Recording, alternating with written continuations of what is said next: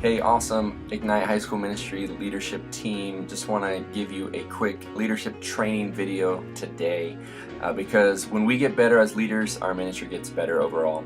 So today I want to just briefly summarize Patrick Lencioni's book, The Ideal Team Player, and talk about 3 essential qualities that make up an ideal team player. And those qualities are being humble, being hungry, and being people smart. Together, being humble, hungry, and people smart make the combination of a perfect ideal team member, or in this case, an adult volunteer within our ministry. Now, if you only have one of those categories, you can get yourself into trouble. So, for example, if you are humble, but you are not hungry and you are not people smart, a lot of times people can walk all over you and you're seen as a pawn. If you are hungry and you're really driven and you hustle and you work hard, but you're not humble and you're not people smart, people can view you as a bulldozer. And if you are people smart, but you're not humble and you're not hungry and driven to succeed, people are going to see you only as a charmer.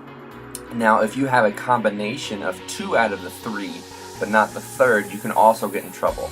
So, for example, if you are humble and you are also hungry, but you're not people smart, you're gonna find yourself in a position where you are an accidental mess maker. I know for myself, that's sometimes where I end up when I struggle. So I don't necessarily read social signals really well, or I'm not as empathetic as I should be.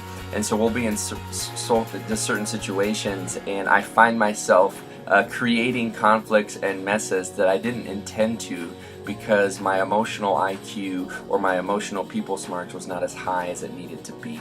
And so if you're humble and hungry but not people smart, you're going to end up accidentally making messes. Now, if you are hungry and smart but not humble, you're going to be seen as that skillful politician. So maybe you're very driven, maybe you're very good at reading people, but if there's not humility to go along with it, people are going to have a hard time trusting and believing in you. On the other side of it, if you are humble and you are people smart, but you're not driven, you're not hungry, you're going to be that lovable slacker. If you think about in school, that kid that everybody was friends with, but if you got paired up with for a group project, you just hated life, because you knew that everybody likes this person, but you're not sure if they're going to get the job done.